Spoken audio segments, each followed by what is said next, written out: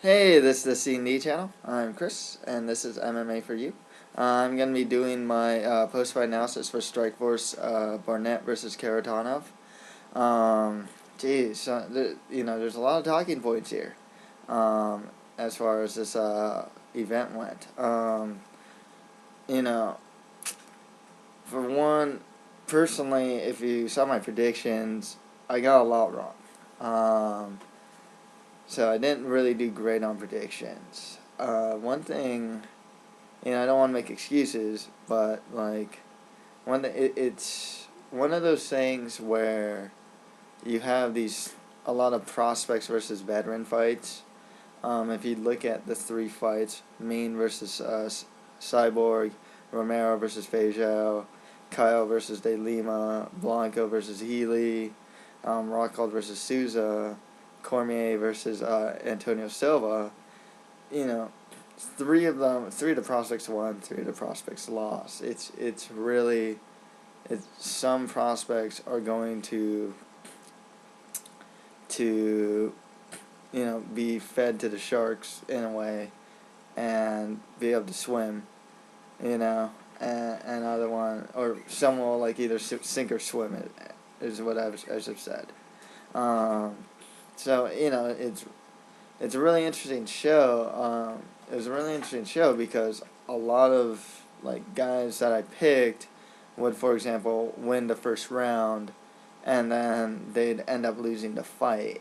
A lot of people are, when I get predictions wrong, a lot of people say like, oh, you should watch these fighters before you do predictions. It's like, I was like watching like Jordan Me and stuff, like him against Zaromskis, Riggs, and was it Bergman or I was watching that. I was watching De Lima's fight against Apollo Filo. I was watching some stuff from Maximo Blanc. I mean, I've seen these guys fight, and it goes to show how unpredictable MMA can be, really.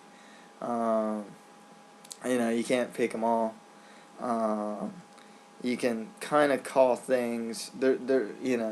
Some saving graces are that, I can say things in the predictions that actually did happen in the fight, but, the fight didn't turn out the way I, like, predicted who'd win.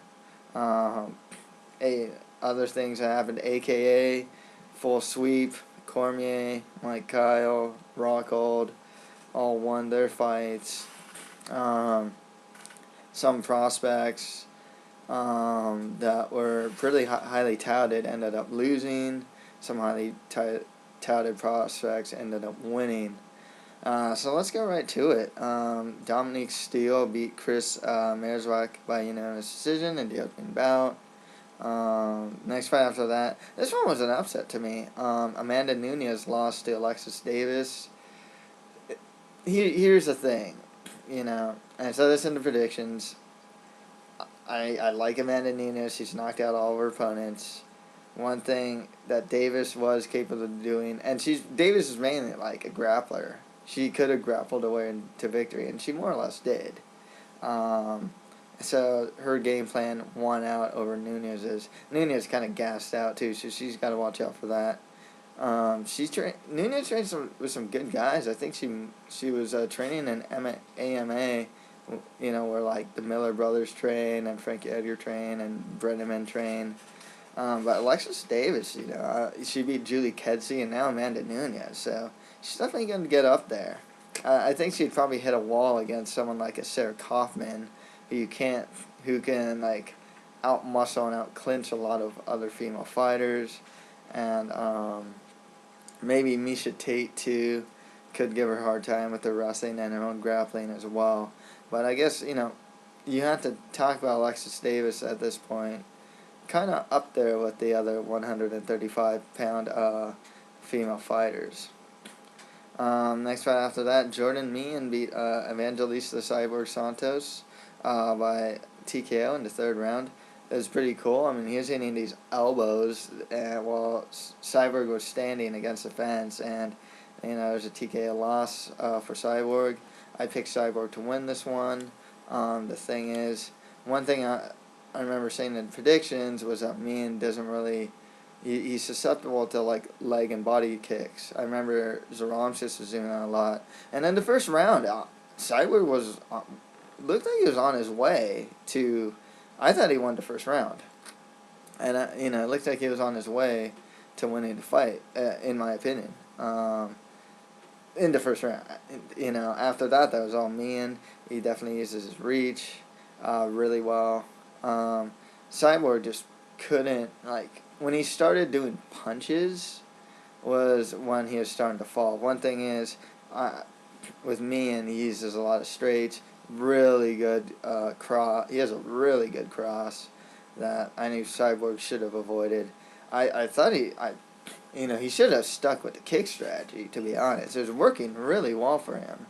But, Meehan just, had him. He was finally finding his range and getting his own strikes in. So, good win for Meehan. I mean, this guy's has over, like, 30 fights now, or at 30. And, he's only, like, 21, and it's just a prospect really to look out for now. It's so tough because one other thing is, the thing that's looming right now is, like, Strikeforce more likely than not is going to be folded into the UFC. So it's like, do you really want to talk about who these guys should be fighting next in Strikeforce, or should the discussion be like, okay, who should Meehan fight when he gets integrated into the UFC? So that's another talking point. When you're talking about Strikeforce these days, that's something that's always like in my mind. There's not many. There's a couple welterweights he can fight. Tyron Woodley would be pretty cool. I know Paul Daly just won his fight in Bama. I mean, he can fight Daly. Bobby Volker. Actually, Bobby Volker would be pretty interesting versus Meehan. So, yeah. Next fight after that, we had Rafael Feijóo beating Yoel Romero by KO in the second round. And this was the coolest thing. I mean, it was just like, head kick, spinning back fist, ground and pound. Watch the final sequence.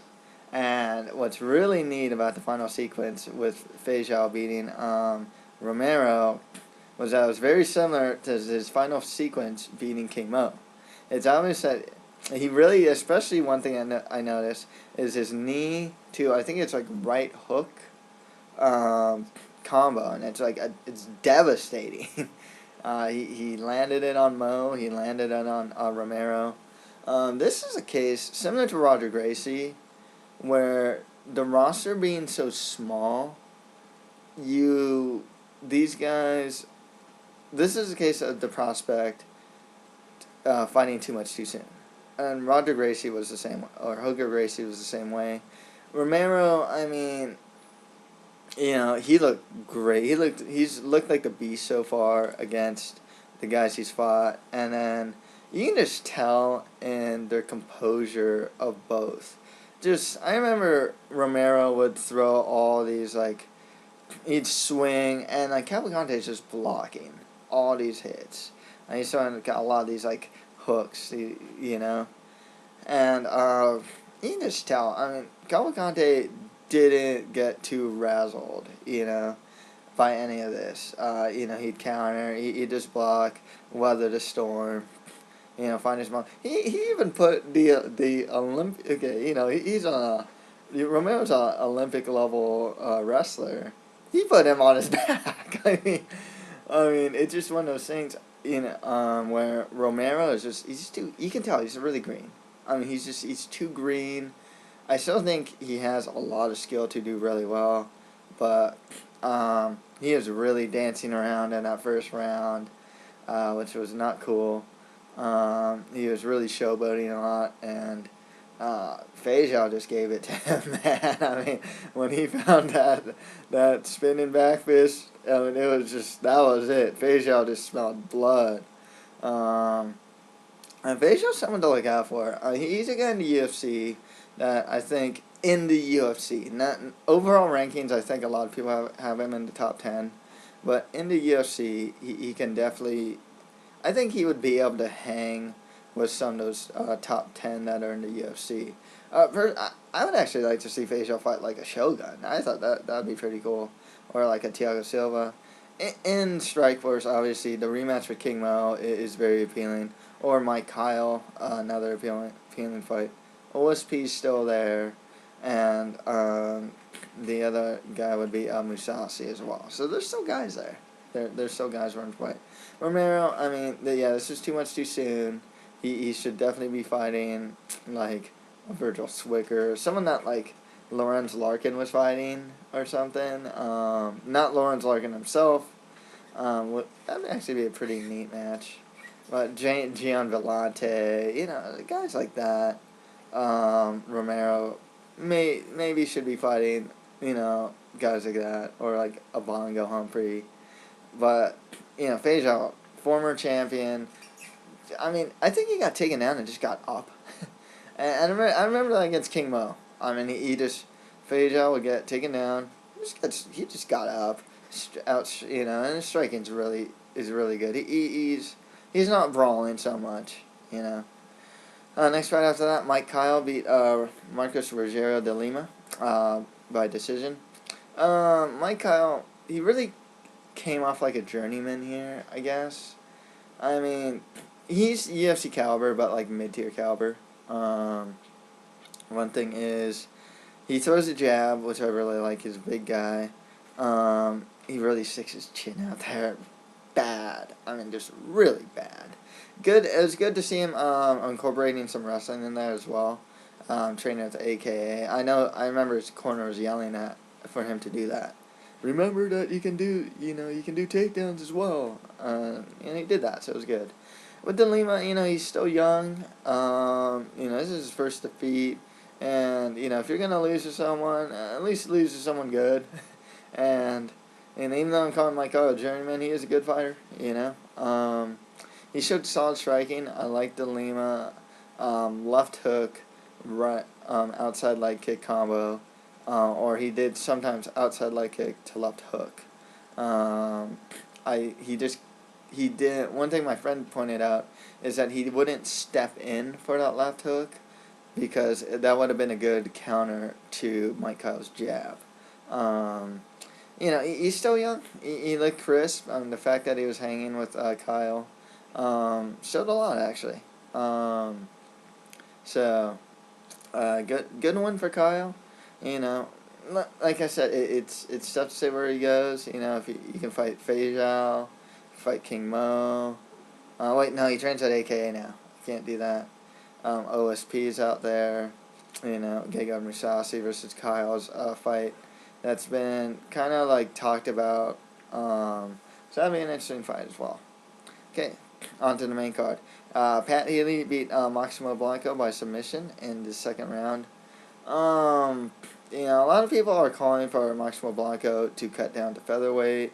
If he's comfortable with it, he should. Pat Healy is a ginormous lightweight. He's one of the biggest lightweights out there. The other thing is, I think I said this in my predictions, Pat Healy makes ugly fights. It doesn't mean they're not entertaining. It doesn't mean they're boring, but he makes ugly fights. He'll clinch, he'll go for that takedown, and he'll grind if he has to. He has a lot of veteran savvy. I really like that. It's kind of like I don't know if that's considered like a crucifix, but how he would figure four with his legs, a guy's arm, if he's like in a turtle position. Really cool move. I might actually practice that on my buddies. Maximo Blanco, though, I mean, he just was killing it that first round. I mean, he was just like, head movement, get in, throw uppercuts. I mean, he's so wild. He looked like he was on his way to win. I picked Blanco to win. And if you saw the first round only, you would have thought that Blanco would have won. He looked to tire himself out. Even in the first round, Healy couldn't get that takedown really easily. It's really hard for him to get that takedown. But Healy, he really is a rugged veteran. I mean, he has a lot of tricks, and he knows how to grind it out. His conditioning is really good. I knew if Maximo was gonna win, he would have to really work for that win. Cutting down to 145 isn't the worst idea, but he's a good fighter, a bit wild with his strikes, but I like his head movement a lot. I think he can do really well at lightweight, but the thing is, yeah, the size factor really was a difference, though. And usually you want to cut weight if the size factor becomes a factor in your fights. Um, so I'm definitely not opposed to Blanco cutting down to 145 if he can, if he gets into the UFC even. With Pat Healy, I mean, he's winning. I mean, he beat Lyle Beerbaum, he just beat Eric Wisely, and now Maximo Blanco. I mean, if they're gonna keep Strikeforce, there's the winner. He might be next in line for a title shot for all we know. Gilbert Melendez versus Jorge Masvidal. I can't really think of, if they can bring Aoki down, Aoki Healy would be really interesting as well. It's hard because I can't think of too many other lightweights. There's Jay-Z Cavalcante's out there, and that other guy from AKA the Silverback. Jeez, can't forget it. Forgot his name for a moment, but those would all be really interesting fights for him as well. Next fight after that, King Mo, Muhammad Lawal beat Hoger Gracie by KO in the first round. There was a clash of heads, and then a subsequent right that kind of hit behind the ear. King Mo won. This was a case of the prospect getting pushed much too soon. I love Hoger Gracie. He's awesome. I wanted him to win. I didn't think he would. After a minute, I was just like, you know what? He's not taking down Gracie. He's only plying this jab. He had a couple good knees, but otherwise, I know it's just a matter of time till King Mo would get in there and be able to knock him out. It's kind of sad to see him knocked out clean because you always wonder about Hoger Gracie if he wants to do MMA. Seems dedicated to doing it, but he can always go back to do just Brazilian Jiu-Jitsu and go strictly back to that. Too much too soon for him. His striking is still something that's developing. It's not terrible, but it's like subpar at best. King Mo, it's great wrestling. His striking's really good too. A rematch with Feijo sounds pretty cool, but if they move him to the UFC, he's a guy that could do some damage there. Actually, he definitely has the right skill set to do really well. He's really outspoken too. So he is a character. You can see it with his post-fight analysis as well. So I can't imagine the UFC not wanting him. I think the UFC is going to scoop him up as soon as possible. Next fight after that, Luke Rockhold won the Strikeforce middleweight title from Jacare by unanimous decision. When two of the judges give it 48-47 to Rockhold, cool. When the other judge gives 50-45 to Rockhold, this goes back to the judging thing. I actually had Jacare winning rounds 1, 2, and 5. I actually had him winning a 48-47 decision. I'm not just, it's hardly a contentious decision or anything. I mean, Rockhold was outworking him, especially after especially around the third round and on. That's the thing. Jacare couldn't really get that takedown too much. He was going too much for that overhand right. When he did get the takedown, Rockhold was savvy enough to get back to his feet, and I really like that. I mean, there are just too many guys that are just way too content to staying on their back. And seeing guys, I always like it seeing guys just get back to their feet once taken down. I mean, it's such a skill that's needed these days, considering how MMA works. If you're on top, you're losing the fight. His kickboxing was good. with Rockhold. He's finding some good range, especially with the kicks. I think, I don't want to... There's some people that want to anoint him, like, having this really great kickboxing, this really pinpoint. I didn't see it.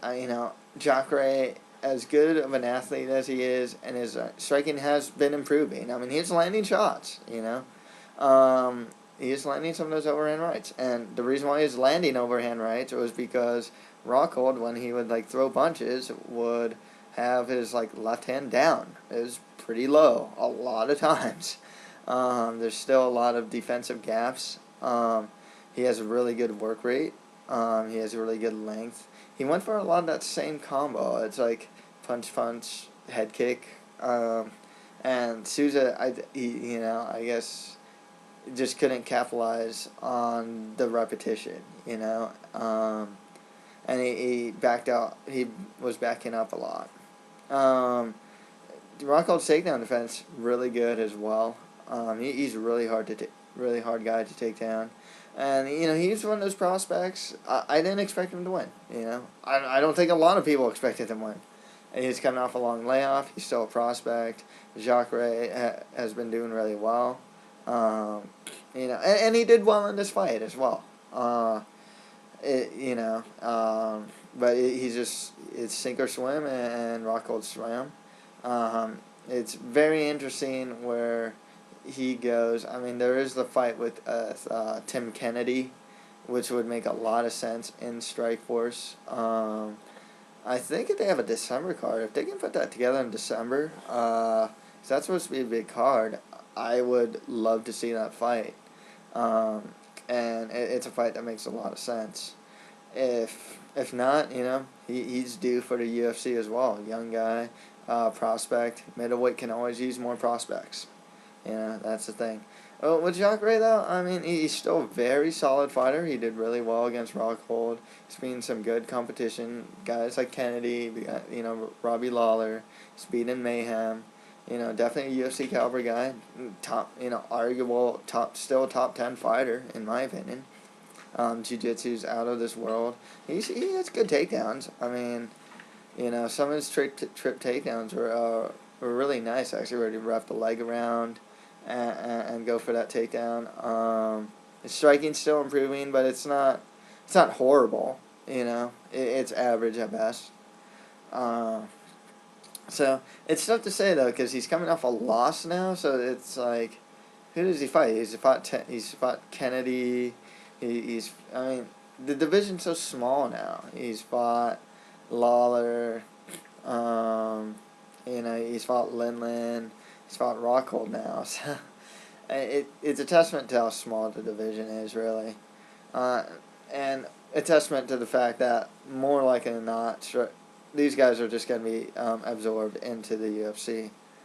Okay, next fight after that in the Strikeforce Heavyweight Grand Prix, Daniel Cormier pretty much destroyed Antonio Silva in the first round.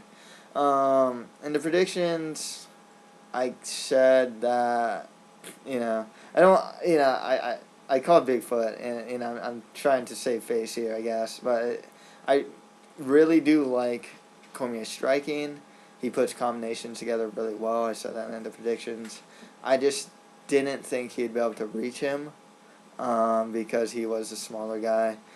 Bigfoot does have a really big head, and Cormier is just so much faster. I mean, he would just land at will, pretty much. There was only one point in the fight when Bigfoot managed to get him to back up a little and land some strikes, but otherwise, I mean, Cormier, there was this point where he took him down and just threw him down. He threw down Bigfoot, It was just one of those things. Cormier's really fast. He's 32, but he has a really good skill set. His striking has really come along. I don't know how much his size disadvantage is going to affect him, because he's going to be a lot faster than a lot of heavyweights. If he fought a guy like a Carwin, Carwin's not that fast either. I can kind of see the same result. Not that Carwin got knocked out, but just Cormier winning by speed against Carwin. Similar to how Dos Santos did it. but he's an Olympic level wrestler too. So he's gonna be hard to take down. Low, he's just being smaller. He does have a low center of gravity, and he'll be able to get his own takedowns. And he has some mean takedowns. Cormier's someone to watch out for. I mean, this guy, it's very interesting because he trains with Cain Velasquez. But there's great fights for him in the UFC. He's gonna fight Barnett, and that's gonna be a really cool fight.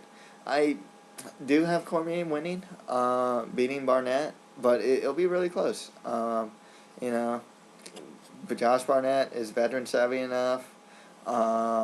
It's catch wrestling. His catch wrestling's, it's worked for him really well in MMA. And he's fought some really tough guys himself. So it's just a really interesting fight. Like, Barnett can win it as well, but I see Cormier being able to outstrike Barnett. I don't know if he'll get the takedown. I don't know who will be able to, at this point, you got to wonder if they'll negate each other in the takedown department. With Bigfoot, a lot of, a lot of people want to say he's slow. He's not particularly, super slow. I mean, he's like a heavyweight, the speed that he strikes is pretty much what you expect him to, I guess, is what I'm saying. He's still a guy that could do pretty well, even in the UFC. Even though Cormier blasted him, it's not like Bigfoot has terrible stand up or anything. Maybe it's just his defense. He actually has a pretty good wrestling game himself, and his Brazilian Jiu-Jitsu is really good as well.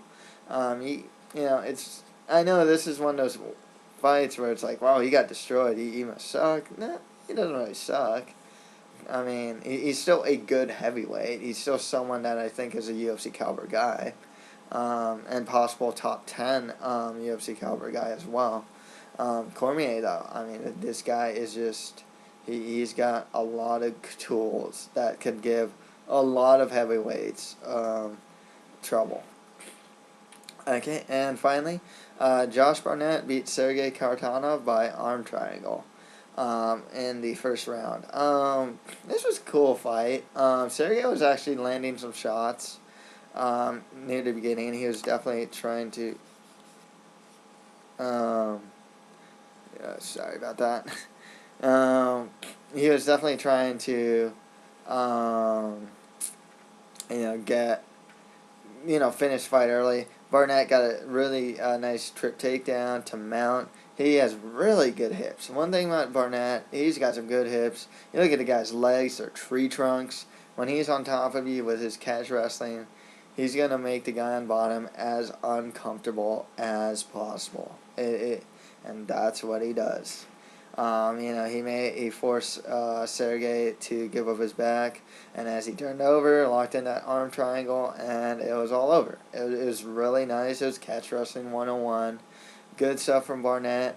This Grand Prix really helped Barnett stay relevant again. I mean, it's Josh Barnett. He was fighting he wasn't fighting the best competition for a while. There's this Grand Prix, Brett Rodgers, Karatanov, solid enough heavyweights, and all of a sudden people are talking about him again. He's definitely got some really good wrestling and submission skills, good enough striking, and enough veteran savvy to do really well. And that could give Daniel Cormier some problems. But I have Daniel Cormier winning this one. One of the fights, if Barnett ever goes to UFC, the fight I want to see Barnett have in the UFC is Frank Mir versus Josh Barnett. I've always wanted to see that fight. I hope we get to see it if he ever goes to the UFC. So yeah, that's pretty much it for my Strikeforce post-fight analysis. If you have any comments, just leave them below. That's it for MMA for you. Thank you very much.